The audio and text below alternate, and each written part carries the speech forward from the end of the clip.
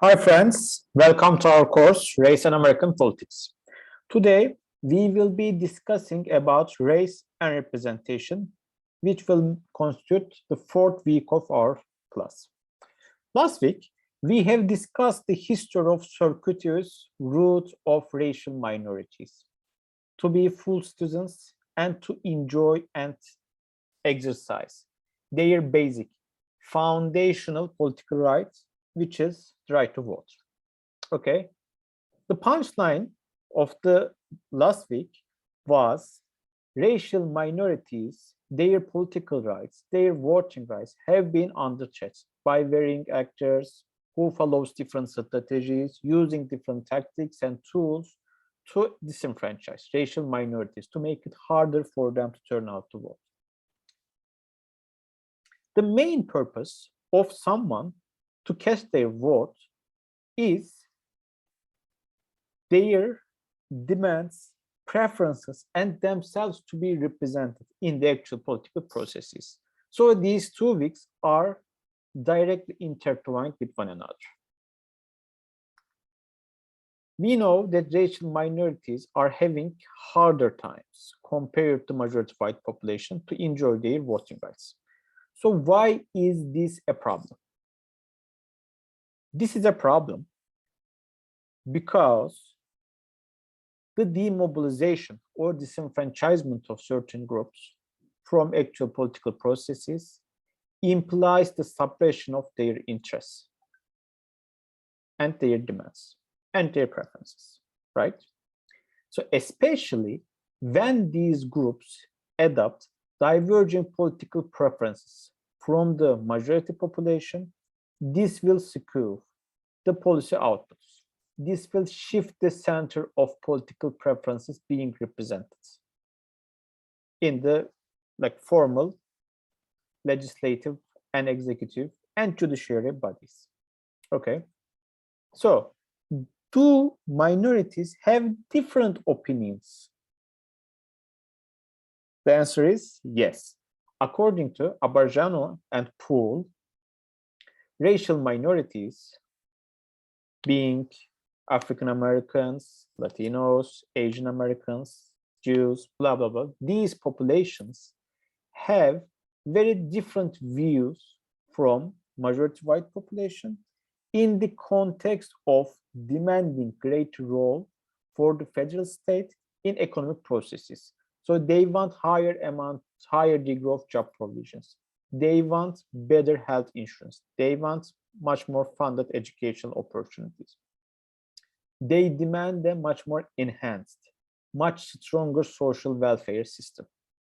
When you suppress, when you demobilize, when you discourage these people from voting, then they will have less tools, less opportunities to express these opinions. And when these opinions are not expressed, they are considered less by the elected politicians, who determines the policy outputs through roll call votes or through their own voting power. Okay, so this is important. What can we do to mitigate this representation gap? Simply, we can eliminate, we can dismantle the barriers before the voting rights of racial minorities. Remember the content of the last week. Or we can adopt some institutional tactics, some institutional transformations to encourage higher, better representation of minority groups. Actually, Sharp and Garant, they are talking, they are discussing about one of these institutional tools in the article that you read for this week. So, congressional districts in certain periods are redrawn, most of the time as a result of population census.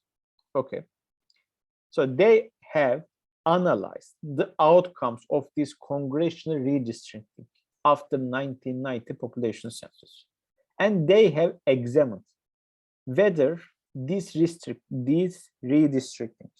or whether the emergence of majority minority districts enhance or undermine the representation of racial minority groups.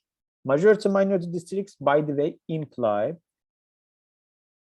the localities where minority background population make up the majority of the population within a given territory, within a given congressional district. Okay. So they have analyzed the emergence of several majority minority districts where African Americans make up the majority of the population. So for these majority minority districts to emerge, some congressional districts, congressional boundaries were redrawn, which meant that some populations in the neighboring districts, they were shifted to the majority minority districts to give this district this status. They have found out in their very important, very influential article that when, as a result of these congressional districts, the percentage of African American population within a given territory increases by considerable amounts, then representatives of these congressional districts, they are updating their political preferences. They are updating the direction of their votes during the congressional bills. Okay, so when the African American population increases by considerable amount, the representatives of these localities tend to become much more liberal, or tend to adopt the political views or policy views which would cater better to the preferences and interests of African Americans or minority groups. In the context of the policy issues that Abarjano and Poole have documented in their chapter. So, higher engagement of federal authorities in the economic processes. On the other hand, though, when the percentage of African American population decreases by considerable amounts, then the representatives of these territories, localities, districts, they are tendentious to adopt much more conservative views, simply meaning they are adopting policy stances which would mitigate the role of federal authority in the economic processes. So they concluded that although the emergence of these majority minority districts, this institutional transformation in micro level, they were cherished, celebrated as important tools to enhance the participation and representation of minority groups, we should be much more careful regarding the benefits of these institutional transformations, right?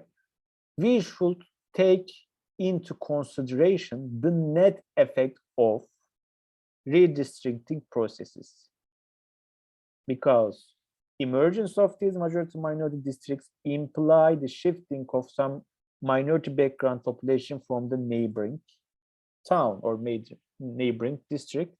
So we should look at also the changing preference of the representatives of these neighboring districts, okay, which is an important issue. So it is not a simple task to be solved by a generic institutional tool.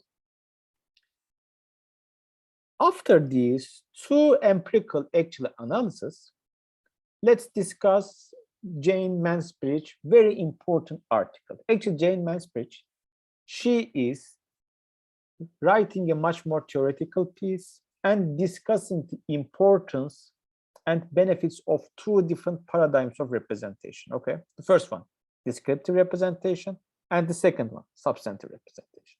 Descriptive representation simply means that people can be better represented by politicians who carry similar descriptive or ascriptive characteristics. We simply mean women can represent women's interests better. African American politicians can represent African Americans' interests better.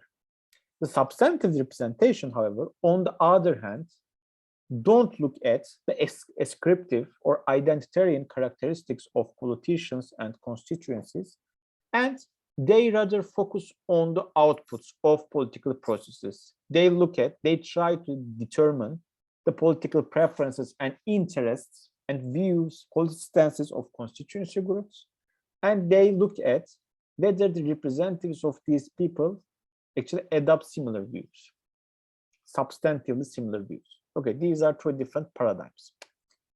Jane Mansbridge, actually, she simply argues that when it comes to racial minorities, descriptive representation is a very important tool, is a very important phenomenon to be investigated much more seriously, much more considerably. Okay.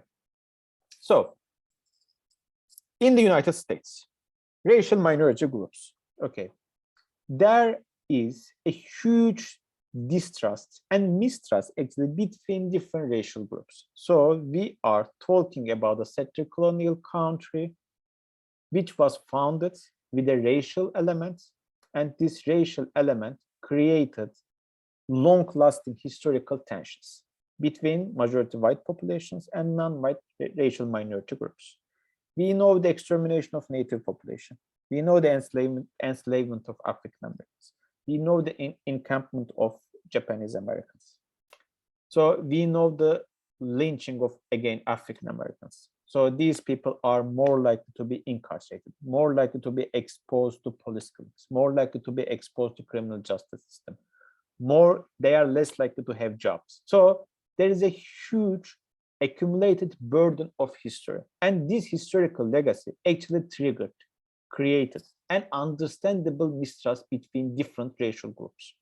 So, for example, like African Americans, just making up a random example, they are, for very understandable historical reasons, they are feeling less trust to politicians, to representatives, to political institutions, which or who don't reflect their ascriptive characteristics. Yeah, an important issue. So in this context, descriptive representation, or in other words, representation of African Americans by an African American politician or representation of women by a woman, makes sense, seems to be an important tool. The other contextual issue is when, like, the actual purpose of the democratic system, its basic foundational function actually suggests the aggregation of political interests and preferences of constituency groups, and politicians are elected to carry out policies, to do political choices in line with these preferences. But political life is a dynamic life, right? Most of the time, like, unforeseen, unpredictable new issues or discussions can emerge, which were not raised during the electoral campaign processes. So this happens all the time. In these contexts, an African American can better appreciate the sensitivities of his constituencies or her constituencies, their constituencies, when it comes to these uncrystallized, unforeseen topics. Because why? These people, due to their racial identity, they are more likely to have similar experiences, similar histories, similar educational background, similar social background, similar political background, so that they can better make sense of pros and cons of a recently emerging political discussion or controversy for their own constituency groups.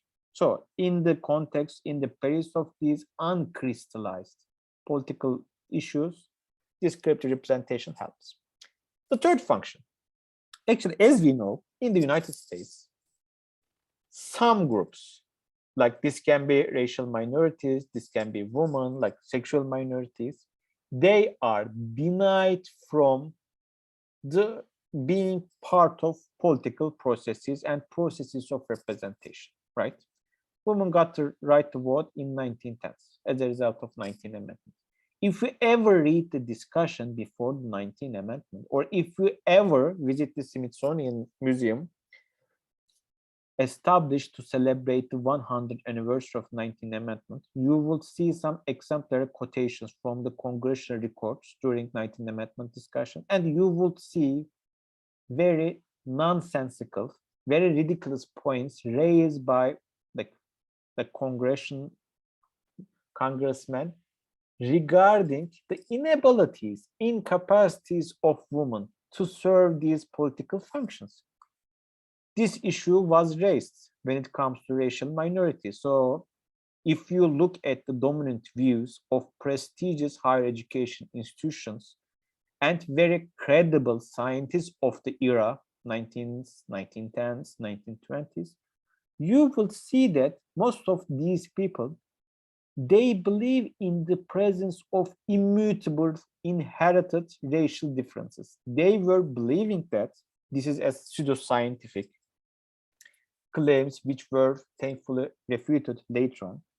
But the scientific consensus of the era in early 20th century was to believe in that like non-white groups have lower, yeah, it's hard to believe, lower mental capacities, which make them unfit for self-government. So these beliefs regarding the inability of certain groups to fulfill representative the requirements of these representative positions, they were widespread in certain periods of time. In these countries, in these contexts, like descriptive representation is a very important issue because the increasing number of women in these representative bodies, increasing number of these racial minorities in these representative bodies help the vanishing of these otherwise very prejudicial views, very nonsensical views regarding the like individual or collective capacities of these people to participate in government and to burden representative positions. Yes, this is an important issue.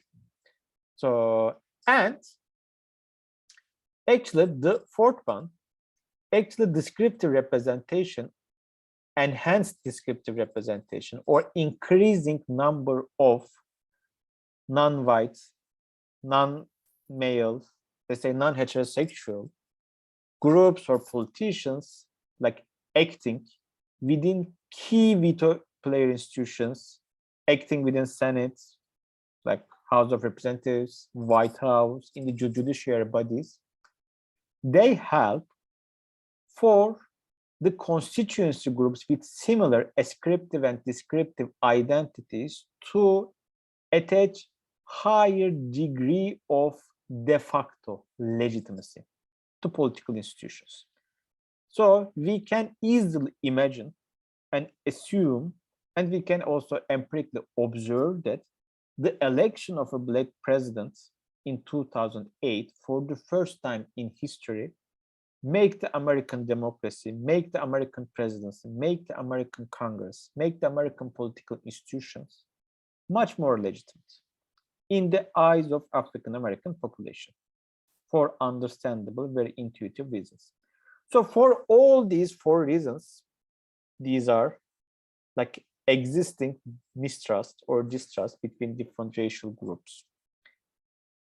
Presence of uncrystallized, unforeseen political issues or discussions. Historical subordination of certain groups as people who are unfit for government.